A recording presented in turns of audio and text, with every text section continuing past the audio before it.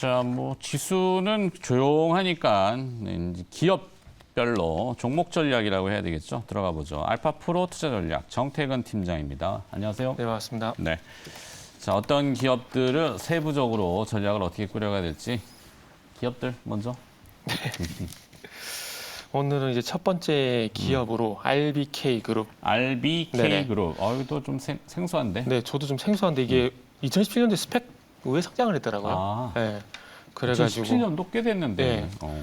근데 그동안 이제 회사가 부각이 안 되다 보니까 네. 그 통신 장비 업체인데 그동안 5G 얘기도 많이 나왔었는데 부각이 좀 안 됐더라고요. 그 이번에 엉뚱하다라고 좀 그런데 아무튼 이제 우크라이나 이슈 때문에 부각이 됐습니다. 그래서 일단 화살표 점수 먼저 말씀을 네. 드리면 일단은 9점. 9점. 네, 9점. 최근에 좀 변동성이 컸기 때문에 아무래도 추가적인 변동성이 좀 나오지 않을까라는 그런 기대감에 일단 점수를 좀 높게 좀 설정을 좀 해봤습니다. 주말에 이게 좀 해프닝이라고 해도 될까요? 이 바그너 그룹에 러시아까지 진격을 했다가 하루 만에 그냥 유야무야 돼버린 상황들인데 어쨌든 지금 이렇게 러시아 내부에서 이런 상황이 나오고 있다는 거 뭐 뒷얘기가 좀 있긴 하지만 이런 부분들 얘기하지 않더라도 일단 어쨌든 뭐 전쟁 지속 가능성이 좀 떨어진다라는 걸 이제 표출을 좀 하는 것 같아요. 그렇죠. 아무래도. 그래가지고 이제 그러면은 아무래도 이제 우크라이나 전쟁주보다는 이제 재건 쪽으로 이제 힘이 좀 실릴 가능성이 상당히 높다라고 좀 판단을 했고요.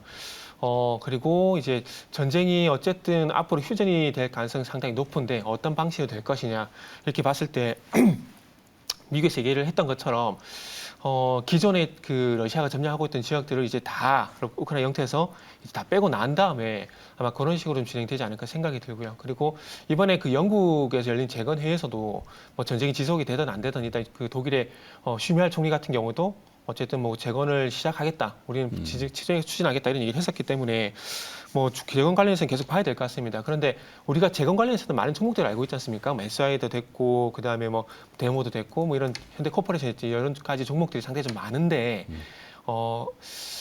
이제 시장도 항상 새로운 테마주 그리고 새로운 종목들을 찾잖아요. 그러다 보니까 최근에서 부각이 되고 있는 그래서 RBK 그룹을 좀 봐야 되지 않을까라는 판단을 했습니다. 그리고 참고 삼아 좀 말씀을 드리지만 어쨌든 서방 주요 미국, 영국, EU라든지 대부분의 나라들이 어쨌든 1차적으로 85조 원가량 뭐 하나로 85조원입니다.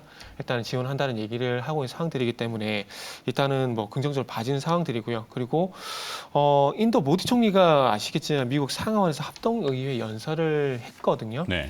근데 아시겠지만은 인도 같은 경우 러시아산 석유를 계속 수입을 해오게 되면서 중립을 지켰다는 얘기를 했지만은 조금은 러시아 쪽에 치우쳐 있었는데 이제 미국 쪽으로 좀 치우치는 그런 모습이 나오고 있다라는 것들도 어찌 보면 인도 입장에서 봤을 때는 러시아가 계속 불리하다라는 것들을 이제 좀 인식을 좀 하는 것 같습니다. 그렇기 때문에 앞으로 어쨌든 양상은 계속해서 뭐 우크라이나가 유리하다는 점도 말씀드릴 수 있겠지만은 그것보다 좀 더 정확하게 말씀드리면은 러시아가 좀 불리할 수밖에 없는 그런 상황들이 진행이 된다고 봐야 될 것 같습니다. 그런 관점에서 보게 된다라면은 새롭게 부각되는 우크라이나 재건 관련주들 그래서 이 RBK 그룹이 거기에 어떤 샘플이라고 좀 보시면 참고된 예라고 좀 보시면 될 것 같습니다. 그래서 일단 RBK 그룹을 오늘 좀 말씀드려보고 싶습니다. 그래서 네.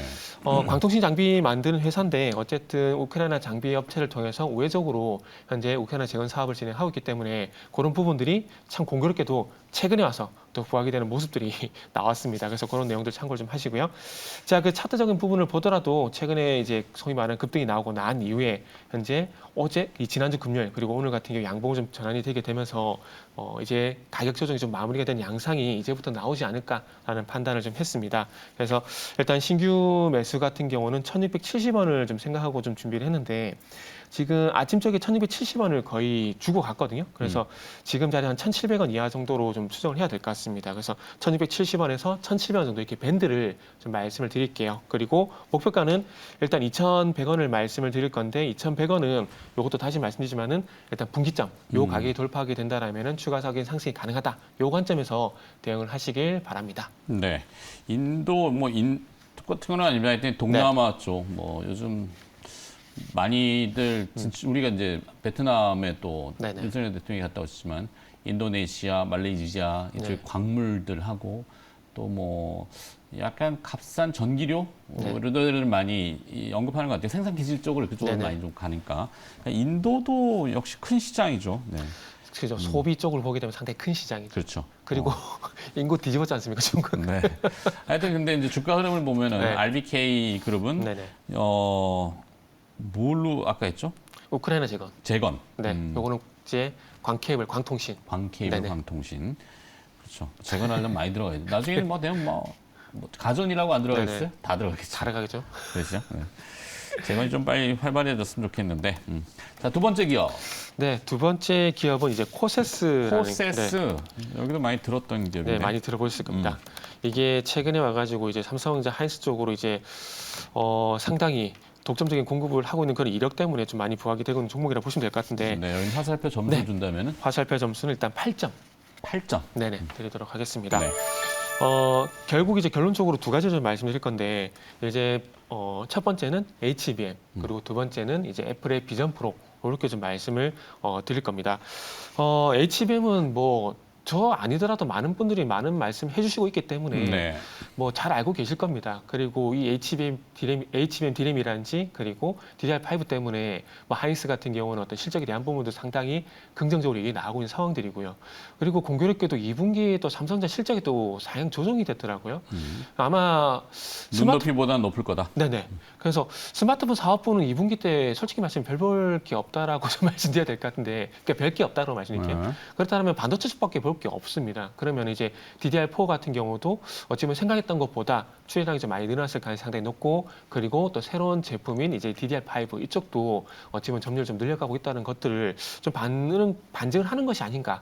뭐 그렇게 말씀드릴 수 있을 것 같아요. 그러다 보니까 아무래도 최근에 이런 이슈가 있다 보니까 삼성전자라든지 그리고 하이닉스 쪽으로 수혜가 되는 기업들이 좀 부각이 되고 있는데, 코세스 같은 경우도 이제 뒤늦게 좀 부각이 되고 있는 기업이라 보시면 될 것 같습니다. 이 회사 같은 경우 이제 반도체 후공정 장비 생산을 하고 있는데, 뭐 숄더블 어태치 장비라든지 뭐 레이저 응용 장비 이런 것들을 삼성전자 그리고 하이닉스 쪽으로 이제 독점적으로 공급을 하고 있습니다. 그리고 이런 후공정 장비들이 DRAM이라든지 LSI라든지 그리고 이제 랜드 쪽이라든지 범용 장비로 다 적용이 된다라고 합니다. 그래서 HBM도 가능하고 그리고 뭐 서버용도 가능하다는 그런 이력 때문에 뭐 그런 연결성 때문에 최근에 와가지고 HBM, DRAM 관련주로 좀 부각이 되고 있는 상황이고요. 그리고 제가 비전 프로도 좀 말씀을 드렸는데, 지금 에어팟 같은 경우도 관련된 장비를 이제 이전에 좀 납품을 해왔었는데, 이번에 그 애플 비전 프로, 저는 개인적으로 비전 프로 이 MR 헤드셋이 저는 생각외로 좀 잘 나왔다라고 생각을 하고 있거든요. 그러게요. 지금 네. 점점 시간이 지나면서 그 처음에 우리가 봤을 때는 네네. 우리 다루긴 했잖아요. 그냥 네. 직접 실물을 보진 못했지만 일단은 네네. 그 사진이나 보도 자료를 봤을 때 이제 뒤에 선 때문에 이게 와, 밴드가 뭐지? 약간 조금 뭐지? 이랬는데 실제 이제 네네. 써보고 테스트해본 그 엔지니어들이나 아니면 이제 얼리 어답터 분들 평들이 굉장히 네네. 좋아지고 있어요, 계속. 네. 그죠? 그리고 저는 개인적으로 주목하고 있는 부분이 어디냐면은, 이게 접촉식 입력에서 벗어났다? 저는 그게 좀 상당히 좀 진보된 부분이라고 봅니다. 멀티모달 인터페이스라고 네네. 하죠. 보통 이제 네. 키보드나 뭐 이런 게 아니라 이제 네네. 스페이스. 네, 그렇죠. 가상의 공간에서 이렇게 그렇죠. 입력하는 부분인데, 이게 조금만 더 진보가 되게 되면 이제 홀로그램 얘기가 전 조만간 나올 거라고 봅니다. 이렇게 본다면은 뭐 인정할 수밖에 없을 것 같아요. 이제 애플이 어쨌든 스마트키 선도한다는 것들을 인정할 수밖에 없을 것 그럼 같아요. 받아들일 건 받아들입니다. 네네. 그래서 저는 이제 이번에 나왔을 때 상당히 좀 긍정적인 평가를 했는데, 뭐 어쨌든 뭐 제가 긍정적으로 평가한다고 해서 좋은 건 아니고요. 그래서 어쨌든 그 애플 비전 프로로 들어가는 DDI 레이저 컷 장비를 독점적으로 또 공급을 합니다. 그리고 SIP PKG 장비도 독점적으로 공급을 하고 있고요. 그래서 아마 앞으로 비전 프로가 좀 더 부각이 되게 된다라면은, 제가 봤을 땐 이 종목 이제 2021년도 8월 6일 날 최고점이 17,350원이거든요. 네. 저는 요 고점도 충분히 돌파가 가능하지 않을까라고 좀 말씀을 드릴 수가 있을 것 같습니다. 그래서 일단은 뭐 지금 관점에서 뭐 가격을 좀 말씀드리면, 지금 이제 오늘 14,450원 정도 가격이 형성이 되고 있는데, 제가 생각했던 매수가 오늘까지도 시장이 좀 안 좋게 되면서 좀 조정이 나올 까 생각했는데, 생각보다 시장이 나쁘지 않으면서 오늘 가격이 올라와 있는데, 일단 13,500원을 생각을 했거든요. 그래서 이것도 밴드 좀 말씀드릴게요. 네. 13,500원에서 14,500원으로 이렇게 밴드로 좀 말씀을 드릴게요. 원래는 13,500원 이하인데 13,500원에서 14,500원. 다음 시간부터는 이하가 아니라 밴드로 좀 가져야 될 것 같아요. 그래서 일단은 이렇게 말씀드리고, 목표가는 일단 18,000원 이렇게 말씀드리도록 하겠습니다. 네, 코세스까지 들어봤고 네네. 또 다음 기업으로 넘어가 볼까요? 네. 다음 기업은 이제 조금 최근에 와서 언급이 되는지는 모르겠는데, 덕산 하이메탈. 덕산 하이메탈. 네, 요것도 좀 보셨으면 좋겠다는 말씀을 드리고 싶습니다. 솔더블? 네, 그렇죠. FC BJ 때문에 네, 말씀드려야 될 것 같아요. 화살표 점수는 일단은 7점 이렇게 좀 말씀을 드릴 거고요. 어쨌든 뭐 DDR5라든지 HBM DRAM 꼭 이제 코세스와 연결되는 얘기들을 좀 해야 될 것 같은데 어쨌든 이런 신규 제품들이 나오게 되면서 FC BGA의 어떤 수요는 뭐 증가할 수밖에 없을 것 같습니다. 뭐 소위 말하는 고성능 기판 이라 좀 봐야 될 것 같은데 이런 고성능 기판에 대한 수요는 계속 증가를 한다라고 봐야 될 것 같아요. 그러다 보니까 최근에 덕산 하이메탈 같은 경우에도 이 FC BGA와 관련돼 가지고 좀 관심을 가져야 될 것 같아요. 전반적으로 그 뭐라 해야 될까요? HBM DRAM이란지 그리고 이제 이런 것들과 포함해서 DDR5 이런 것들이 좀 얘기가 나오게 되면서 최근에 그 FC BGA가 좀 확장이 되고 있거든요. 그 좋은 예가 최근에 바이옵트라든지 그리고 이제 기가비스라든지 상당히 좀 아까운 종목인데 기가비스 네. 이런 것들은 FC BGA 그 검사 장비 업체들이거든요. 근데 이렇게 좀 확장이 된다라는 것들은 앞으로 FC BGA에 관련돼 가지고 더 연관된 종목도 있다면 그쪽으로도 온기가 확장될 가능성이 높다라는 거죠. 심텍 같은 경우도 최근 와서 뒤늦게 좀 부각이 되고 있지 않습니까? 그렇기 때문에 덕산하이메탈 같은 경우도 어쨌든 시간차를 두고도 부각이 될 가능성이 있기 때문에 좀 미리 관심을 가지라는 관점에서 좀 준비를 했습니다. 그래서 마이클 셔틀볼 같은 경우는 잘 아시겠지만 소위 말하는 이 기판과 반도체를 이제 연결을 하게 되는데 그 연결을 할 때 이렇게 좀 말씀드리면 좀 이해가 될 것 같아요. 조금 저만큼 나이가 드신 분들은 이제 제가 예전에 전자공 같은 경우 납땜 같은 거 했었잖아요. 네네네. 그 숄더볼이 그런 역할을 한다고 보시면 될 것 같아요. 그렇죠. 그래서 미세한. 네, 그래서 접착을 하는데 단순히 접착뿐만 아니라 이게 이제 전기 신호 연결하는 역할도 합니다. 그렇기 때문에 쓰일 수밖에 없는 부분들이 있고 그리고 최근에 이제 울산 본사부지에 또 신공장을 완공을 했습니다. 그리고 이제 DS 그 미얀마 쪽에 또 법인을 만들어 가지고 이 마이크로 숄더볼이 원료가 되는 또 주석도 이제 안정적으로 공급받게 되면서 원가가 내려갈 수 있을 만한 요인도 좀 발생됐기 때문에 그런 연유로 해서 관심을 가졌으면 좋겠고요. 신규 매수 같은 경우는 이제 7,000원 이하 또 말씀드리고 싶고요. 그리고 목표가는 일단은 전고점 돌파 9,000원 말씀을 드리도록 하겠습니다. 좋습니다. 덕산 하이메탈까지 들어봤고 하나 더 빠르게 들어봤으면 좋겠는데 네 번째 기업. 빠르게 짧게 말씀드릴게요. 기계 하셔도 돼요. 네. 흥하해온입니다. 네? 흥하해온. 흥아해운. 네, 흥아해온. 요즘 운임 지수 많이 떨어졌을 텐데. 네. 일단 화살표 점수 말씀드릴게요. 화살표 점수 일단 8점. 8점을. 최근에 말씀하셨듯이, 그러니까 운임지도 그렇게 좋은 상황은 아니고요. 뭐 중국 부양책 얘기도 나오고, 뭐 조선 얘기도 나오는데, 저는 뭐 그런 연관성은 좀 떨어진다라고 생각을 하고, 그러니까 저는 석유화학 업종 쪽으로 좀 연관성이 나오는 것이 아닌가 생각이 들거든요. 자막은 제가 북미 전기차 생산할 때 기능성 합성 고무 수요 증가, 뭐 부타디엔, 프로필렌, 원재료 수요 증가 수혜 이런 거 좀 말씀을 드렸는데, 정태근 팀장이 좋아하는 패턴이 저런 모양이잖아요. 한번 빵 떠. 네네. 거래량 솟으면서 어떤 재료들이 뭐 등장했는지 모르지만 네네. 그러다가 싹 눌리죠. 그러니까 긴가민가 할 때 네. 이게 뭐 계속 가겠어? 이럴 때 이제 정태근 팀장은 가는 거야. 저는 이제 좀 더 디테일하게 말씀드리면 그동안 거래량이 없다가 대량거래 빵 터지면서 이제 변동성 확 나오는 거. 근데 거기다 플러스 해가지고 이슈가 있으면 저는 무조건 봅니다. 그게 그게 이제 하나의 테크니컬 네네. 기술이죠, 기술. 제 개인적인 관점. 노하우. 그래서 네. 흥하해온은 왜? 네. 일단은 요 회사가 이제 그 액화 석유화학 제품의 또 해상우성 특화가 되는 기업입니다. 근데 만약에 운임 얘기였다라면은 아마 KSS 해운 그리고 대한해운 같은 것들이 저는 개인적으로 흥하해운 정도 위치에 있어야 된다라고 저는 생각을 합니다. 근데 그렇지 못하고 있는 상황들이거든요. 그래서 그런 관점에서 보게 된다면은 흥하해운이 해운 쪽보다는 이 석유화학 이쪽을 좀 봐야 되지 않을까 생각이 드는데 최근에 아시겠지만 석유화학 업종 쪽으로 이제 좋은 리포트가 이제 나오고 있는 상황들이고 최근에 어쨌든 상승이 일단 저는 상승 신호가 나왔다고 보고 있거든요. 상승 신호가 나왔는데 아마 석유화학적 이슈 때문에 흥하해운이 좀 부각이 된 것이 아닌가라고 저는 생각을 좀 하고 있습니다. 그러다 보니까 액화 석유화학 제품 운송에 특화가 되어 있다는 부분들을 서두에 말씀드리는 이유가 그렇다고 보시면 될 것 같아요. 그래서 어쨌든 이런 그 석유화학 업종 이슈가 좀 발생이 된다는 것들을 봤을 때 어쨌든 이런 이슈들이 있고 그리고 어쨌든 이제 에틸렌, 프로필렌, 부타디엔 이런 것들이 기초 유분인데 이게 액화로 이제 운송을 하거든요. 그래서 이런 것들이 어떤 수혜를 볼 가능성이 있기 때문에 수혜 어떤 이런 연결고리 그리고 수혜가 될 것이라는 그런 기대감 이런 것들 때문에 제가 볼 때는 다른 해운주보다는 그래도 주가가 좀 강한 흐름을 유지를 하고 있다고 봅니다. 그렇기 때문에 지금 이 한번 좀 빵 뛰고 난 이후에 그러니까 그 변동성이 확대가 되고 난 이후에 그래서 이제 조정이 나올 때 이런 이슈들과 연결시켜 봤을 때 다시 반등이 나올 가능성이 있기 때문에 그래서는 관심을 가져야 된다는 말씀드리고 싶고 그래서 화살표 점수도 8점을 좀 설정했다라고 보시면 좋을 것 같습니다. 그래서 차트 좀 보시면서 말씀을 드리면 어쨌든 이제 다른 해운주처럼 주가 계속 흘러내리는 것들이 아니라 일정 가격 부분에서 어쨌든 버티려고 하고 있는 모습들이 나오고 있는 것들이 좀 긍정적으로 봐지고요. 내일 당장 반등이 나오지 않는다고 하더라도 어쨌든 추가적인 변동성이 나올 가능성이 높기 때문에 지금부터 좀 관심을 가져야 된다. 그런 말씀드리고 이제 신규 매수 같은 경우는 1,950원 정도 말씀드릴 거고요. 목표가는 2,450원 말씀드리도록 하겠습니다. 네. 흥하해운까지 빠르게 왜 이렇게 빨리 하셨어요? 시간이 없는 것 같아가지고. 아니요, 지금 많은데 그리고 더 내려 이렇게 천천히 하라 그랬더니 이게 빨리 액셀레이팅처럼 보였나?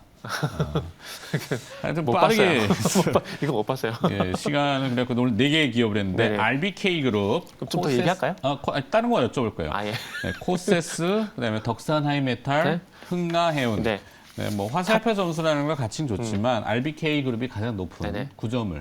그리고 탑픽은 흥하해운입니다. 흥나해운? 네. 그럼 화살표 점수를 여기 제일 많이 줘야 되는 거 아니에요? 아 그러네요. 하여튼 뭐 흥하해운 주셨고. 네. 자, 러시아 얘기를 안 여쭤볼 수는 없잖아요. 그런 스토리들을 또 많이 관심 있어 하시니까 네네. 그거 평가만 조금 부탁드리고 마무리할까요? 이번에 이제 주말에 했던 그 바그너 그룹 그거 말씀하시는 것 같은데 그 아시겠지만은 오늘 이제 뭐 러시아 저희도 다루긴 했는데 이제 우크라이나 재건 뭐 하나의 바람이긴 하죠. 네네. 빨리 이제 전쟁이라는 건 종식이 되고 네네. 그다음에 이제 평화가 찾아와서 활기를 띠기를 바라는 네네. 그 마음에 이제 전하긴 했는데 그래서 이제 표면적으로는 뭐 다들 얘기하지만 이제 미국 주가지수 선물 네네. 그다음에 이제 원자재에선 유가 네. 그리고 또 이제 에너지 중에서는 천연가스 네. 또 저는 이제 곡물을 보니까 곡물 같은 거 네네. 이렇게 보고 있는데 스물스물 다시 올라와요 지금. 이게 그래서 어떻게 네. 풀이를 해야 될지 난해해서 네네. 개장 전에는 재건을 다루긴 했는데 네네. 저는 유가는 일단은 그 연말까지 계속 우하향한다고 봅니다. 그래서 60 우하향? 네, 우하향. 유가는 네네. 왜냐하면은 요거는 이제 그 사우디와 러시아가 좀 사이가 틀어진 그 이유로 좀 보시면 될 것 같아요. 아시겠지만 러시아 같은 경우는 계속 전쟁을 어쨌든 지속을 하고 있기 때문에 자금이 필요할 수밖에 없습니다. 그렇기 때문에 조금 원유를 좀 많이 퍼내가지고 우방국 중심으로 해서 계속 팔 수밖에 없는 상황들이거든요. 그런데 지금 아시겠지만 유가가 떨어지다 보니까 사우디가 이제 감산을 하게 되면서 러시아와 좀 밀월이 깨지는 그런 모습이 나오고 있는 상황들입니다. 그래서 네. 이런 현상만 보더라도 이 원유 선물 시장 같은 경우는 상방 포지션을 잡을 이유가 저는 없다라고 봅니다. 그러다 보니까 우하향할 가능성이 높다라고 좀 보시면 좋지 않을까라는 말씀드릴 수 있을 것 같고 그러다 보니까 이제 유가는 그렇게 보고 있는 상황들이고요. 그리고 러시아 같은 이번에 이제 제가 볼 때는 이게 쿠데타라고 얘기를 나오고 있는 상황인데 이 바그너 그룹 그 수장 그 사람 자체가 용병. 강경파입니다. 네. 강경파를 가지고 전쟁이 좀 질질 끌다 보니까 이거를 조금 어쨌든 빨리 그 대규모 어떤 병력을 동원해 가지고 좀 빨리 끝내기 위해서 이런 얘기를 계속 하고 있는 상황들인데 그 얘기가 이제 전달이 안 되다 보니까 이런 쿠데타가 나왔다는 얘기가 좀 그러니까 있더라고요. 우크라이나 네네. 입장에서 보면은 바그너 그룹의 수장인 네네. 프리고진 네네, 프리고진. 상당히 이를 갈고 있는 왜냐하면 잔혹하기로 그 체천반군 아닌가요, 그렇죠? 그렇죠. 네. 잔혹하죠. 그러면서 이 네. 전범이라고 하는 네네. 걸 딱 찍었잖아요. 네, 거기 이제 뭐 제일 대표적으로는 푸틴 대통령도 전범으로 나긴 했고 네네. 명명했고 우크라이나 입장에서는 네네. 그 프리고진도 그렇고 뭐 쇼이구도 그렇고 여기까지 말했는데 시간 안 됐다고 시간 남을 줄 알고 또 얘기 좀 해보려고 그랬더니 다 들었대요. 하여튼 그래서 결론은 뭐 결론은 어쨌든 전선이 어쨌든 러시아가 점령하고 다 뺏길 가능성이 이제 높아졌다 이렇게 봐야 될 것 같습니다. 알겠습니다. 시간 되면 또 나중에 한번 네네. 알파 프로 투자 전략 정태근 팀장이었습니다. 고맙습니다. 네, 감사합니다.